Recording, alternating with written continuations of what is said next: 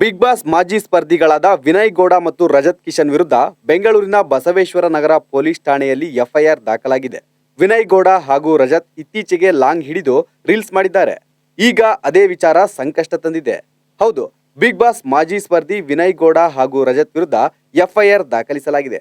ಶಸ್ತ್ರಾಸ್ತ್ರ ಕಾಯ್ದೆಯಡಿ ಬಸವೇಶ್ವರ ನಗರ ಠಾಣೆಯಲ್ಲಿ ಪ್ರಕರಣ ದಾಖಲಾಗಿದೆ. ಸಾರ್ವಜನಿಕ ಸ್ಥಳದಲ್ಲಿ ಕಾನೂನು ಬಾಹಿರವಾಗಿ ಲಾಂಗ್ ಹಿಡಿದುಕೊಂಡು ರೀಲ್ಸ್ ಮಾಡಿದ್ದೇ ಇವರಿಗೆ ಸಮಸ್ಯೆ ತಂದಿದೆ. ರಜತ್ ಅವರು ಈ ವಿಡಿಯೋನ ಅಪ್ಲೋಡ್ ಮಾಡಿದ್ರು. ರಜತ್ ಕಿಶನ್ ಜೊತೆ ನಟ ವಿನಯ್ ಗೌಡ ಒಂದು ಮಸ್ತ್ ರೀಲ್ ಮಾಡಿದ್ದಾರೆ. ಈ ರೀಲ್ಸ್ ನಲ್ಲಿ ವಿನಯ್ ಗೌಡ ಲಾಂಗ್ ಹಿಡಿದು ಕಣ್ಣಿಗೆ ಕೂಲಿಂಗ್ ಗ್ಲಾಸ್ ಹಾಕಿಕೊಂಡು ದರ್ಶನ್ ಅವರ ಕರಿಯಾ ಸಿನಿಮಾದ ಸ್ಟೈಲ್ ನಲ್ಲಿ ಸ್ಲೋ ಮೋಷನ್ ನಲ್ಲಿ ನಡೆಯುತ್ತಿರ್ತಾರೆ.